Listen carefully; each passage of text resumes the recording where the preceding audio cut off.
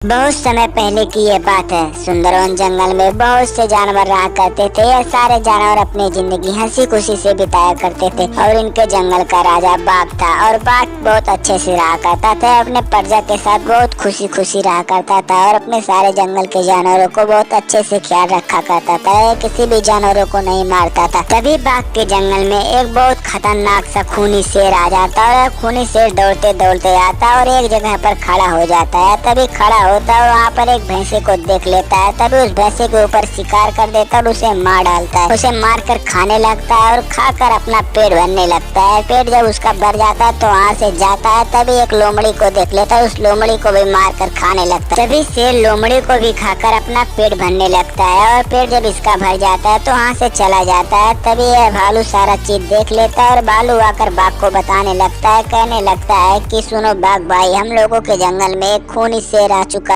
और हम लोगों को मारकर खा रहा है। अब आप ही हो हम लोगों को बचा सकते हो क्योंकि आप ही जंगल के राजा हो। तभी बाघ कहने लगता है, ठीक है तुम लोग चिंता मत करो, अब हम आप लोगों को बचाएंगे उस खूनी शेर से, क्योंकि उस खूनी शेर के पास बहुत ताकत है, हम लोगों को भी मार देगा। अब हम दोनों लोग जाएंगे और उस खूनी शेर को मार कर आएंगे, तुम लोग चिंता मत करो। तभी ये दोनों लोग वहाँ से निकल देते हैं। बाघ और बाघिन दौड़ते दौड़ते जाते हैं और खूनी शेर के पास पूग जाते हैं और खूनी शेर के पास जैसे पूगते हैं तभी खूनी शेर एक खरगोश को मार कर खा रहा होता है और तभी बाघ कहने लगता है, तुमने मेरे जंगल के जानवरों को मार कर खाया, अब मैं तुम्हें नहीं छोड़ूंगा। तभी बाघ शेर के ऊपर हमला कर देता है और तभी शेर उठता है और बाघ के ऊपर और बाघिन के ऊपर दोनों के ऊपर हमला कर देता है और गिरा देता है।